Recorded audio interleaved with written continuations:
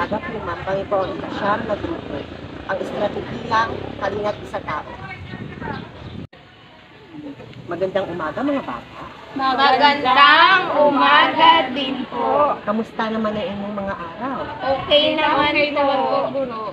Maaari na kayong maupo. Maraming salamat po.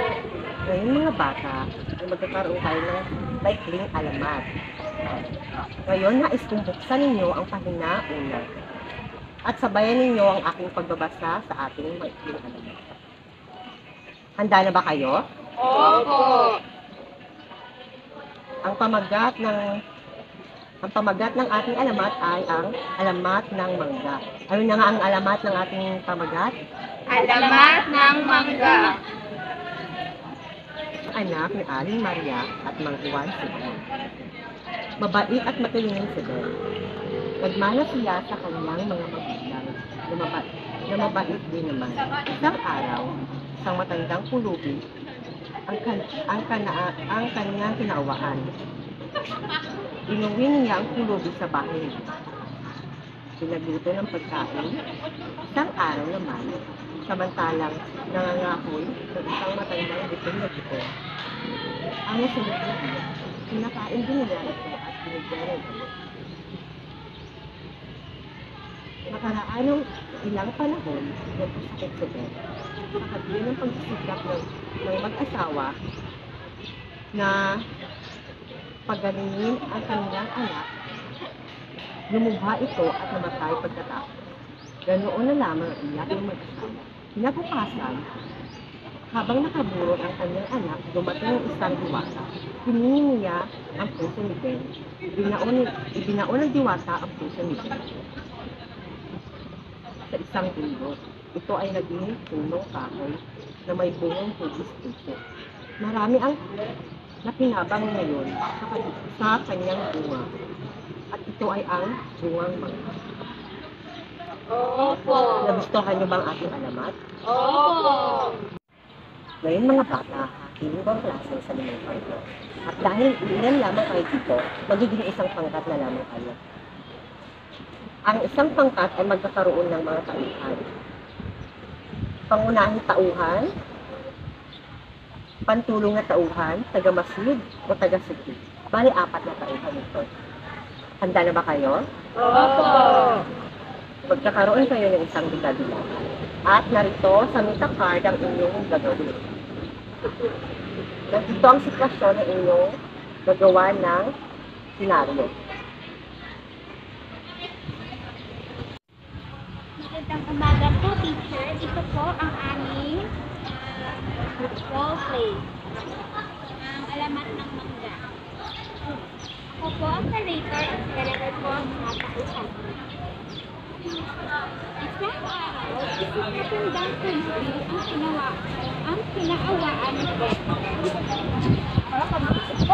Iniuwi niya ang pulubi sa bahay nila at pinagluto ng kinakain. Muna kayo at pag-ilutuan ko kayo upang kayo ay makakain. Ito po ang inyong pagkain. Ano kayo makakain? Sa sumunod na araw, samantalang nangangako ng isang matandang gutom ang nasalubong niya. Ito ay pinakain niya at binigyan ng damit. Nakakaawa naman po kayo. Ito ay may pagkain sa ako at ito ang inyong damit. Kapagkat kayo po ay bilang sa damit. Salamat po. Sana po ay nakatulungan ko kayo kahit pataan. Isang araw ay nagkaroon siya ng malalang sakit. Walang nagawa ang kanyang mga magulang dahil hindi niya alam kung ano ang sakit na nararamdaman ng sakit. Di nagtagal ay hinawian nila buhay si Ben at isang diwata ang pumunta sa kanilang tahanan. Diwata?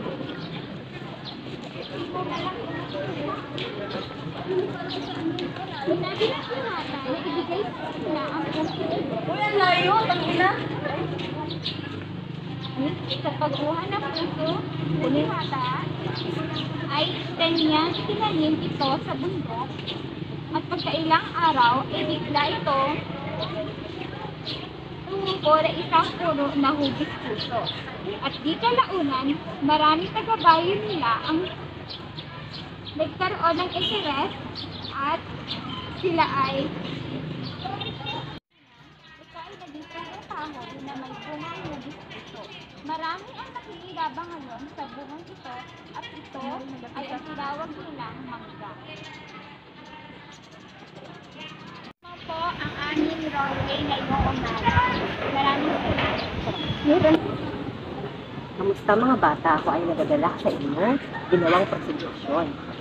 Ngayon, nais kong tanungin ang ating taga-suri sa inyong dito.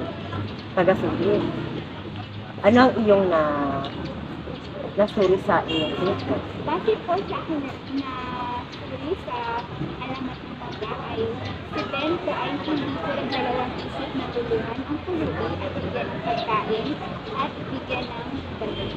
At sa kanya pong pagsasalita ay mahikayat na po ang mga pulubi na sumunod sa kanya at nagtiwala daw po sa kanya ang mga pulubi dahil meron isang magandang kalooban o Mahusay. Bigyan natin ng palakpak ng inyong magulang po.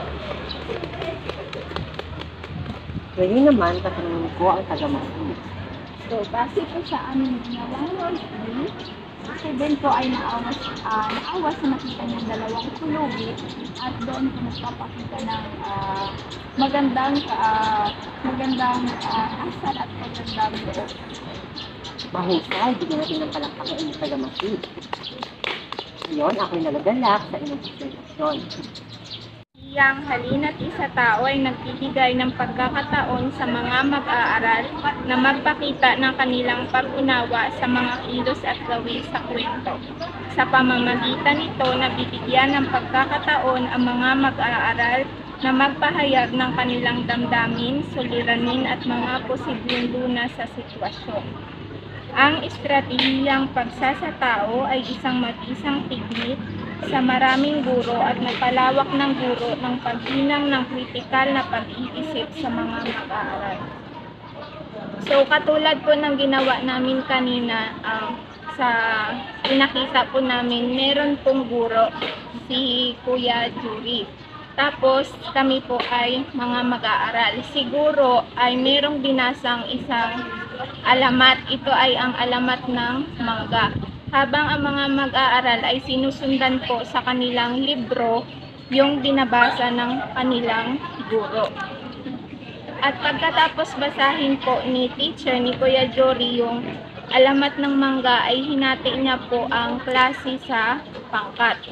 At ang bawat pangkat po ay merong pangunahing tauhan, dalawang katulong na tauhan, isang taga-masid, tsaka isang taga-suri. Tapos si Kuya Jory po bilang aming guro ay meron siyang inihandang meta card na naglalaman ng sitwasyon na nanggaling din doon sa libro na kanyang binasa.